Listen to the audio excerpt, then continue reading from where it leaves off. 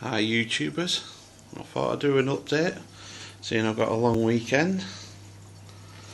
I did get some more corals. I'll just try and zoom in on. That was on a piece of live rock. Where's it gone? With that piece, but I split the rock, so I ended up separate them.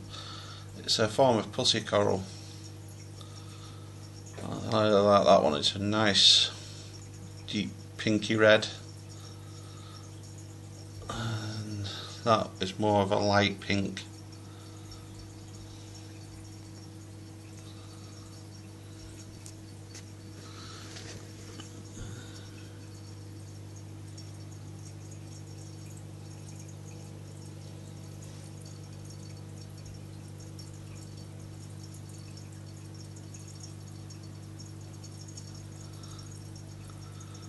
The green bubble tip anemone is where the clone is. It's at the back of the rocks. It's still healthy and everything. It gets light filtering through the rocks, and the clone just decided to look after it, and it's still massive when it blows itself up, but I don't get to see the beauty of the anemone.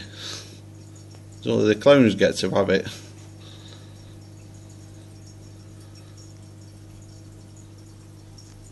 The Medusa is still massive and loving life in the tank.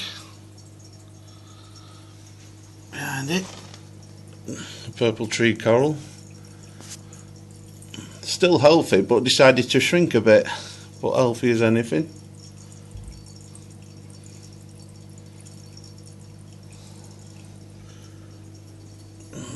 The little piece of branching hammer coral, I'll try and zoom in on. This is the green stem kind with a pink tip.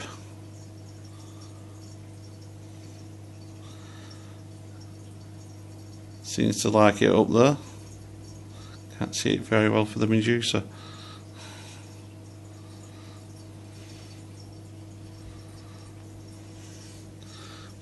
Pulsing Zania gone mad.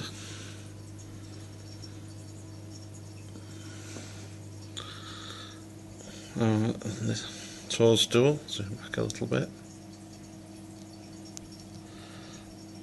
That's happy. Everything seems to have bulked up since I've jumped the wattage from 70 watt metal halides to 2 150 watt metal halides.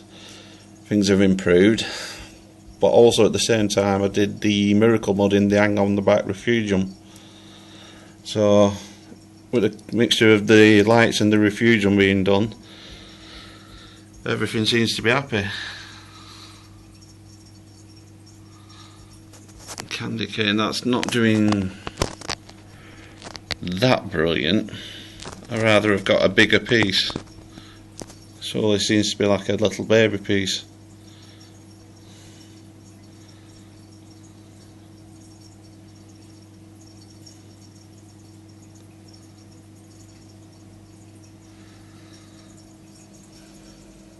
The tunsies for circulation. They're well big improvement on the other power heads I had. Certainly circulate the water.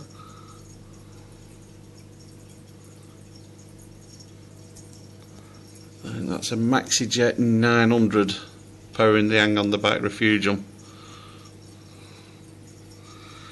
Cleaner shrimp.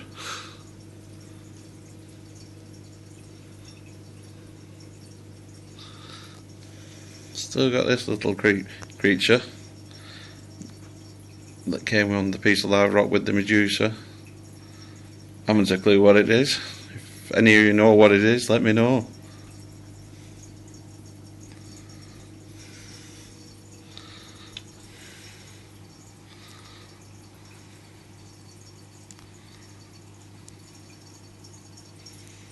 Fox-faced rabbit fish.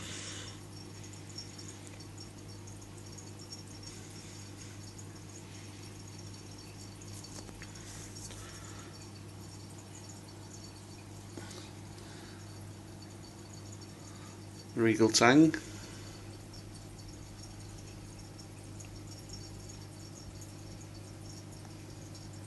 couple of chromies hiding there behind.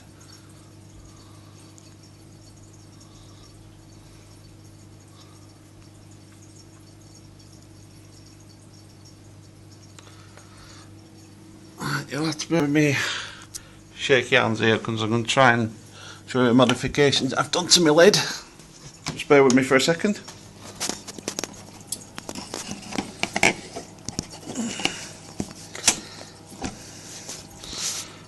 I use a piece of tube to prop the lid.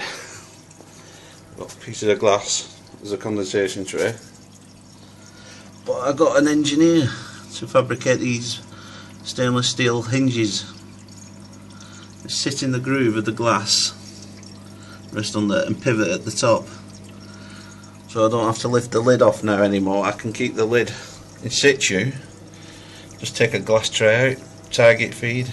Before I actually used to remove the lid, it was a bit of a nuisance. But there's the other one on the other side. Only cost me £5, but made the lid a lot easier to use now. So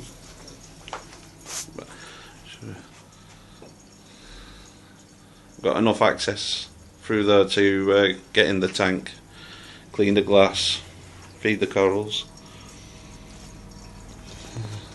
That's the Deltec protein skimmer. It's doing a lot better job than the first one I ever had. I had a Prism. This guy really, it's not quantity, it's quality of what it takes out of the tank. It really does a good job on skimming. I modified the return, put elbows on, and it goes into the water so you don't hear water trickling in or anything. Same with the angle on the back refugium, I put elbows, returning it into the tank so I can direct the flow. I'll just take the lid down and I'll try and show you the refugium.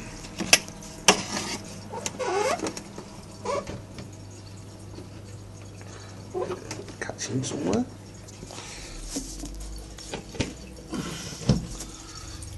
Refugium. It's got a bit of cyano growing there, but it's not too bad.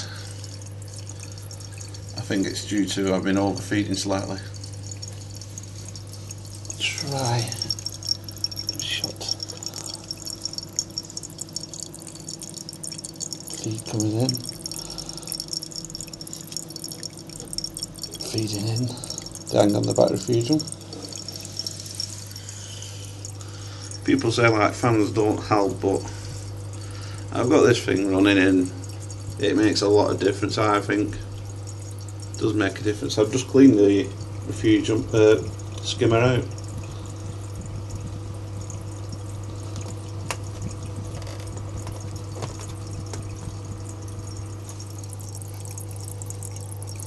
Show you the cheetah.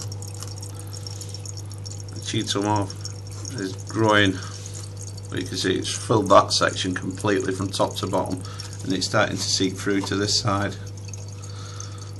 The light's on 24 hours a day. Never had a problem with the cheetah for growing. It's grown from day one.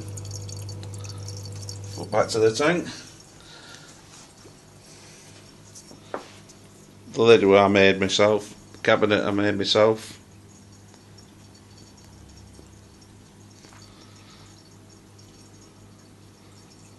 On black ash.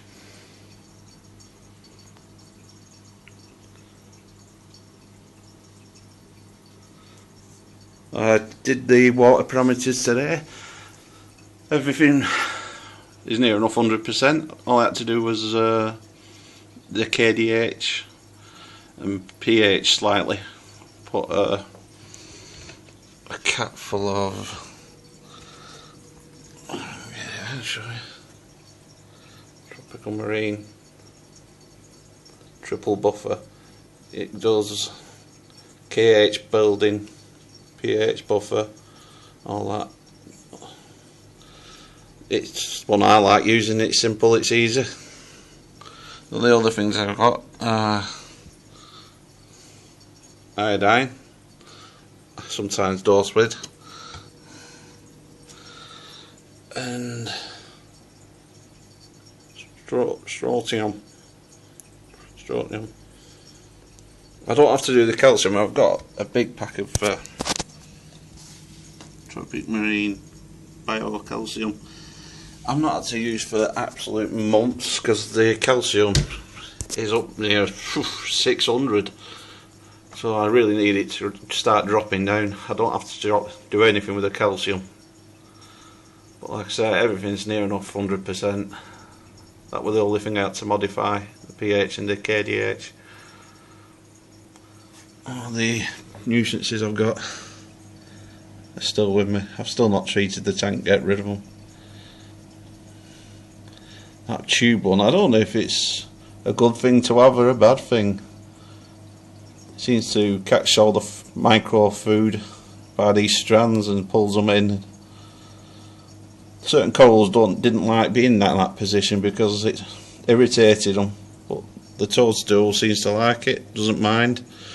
So that's where it stays because it's happy, and that can stay there until someone tells me it's not a good thing to have in the tank.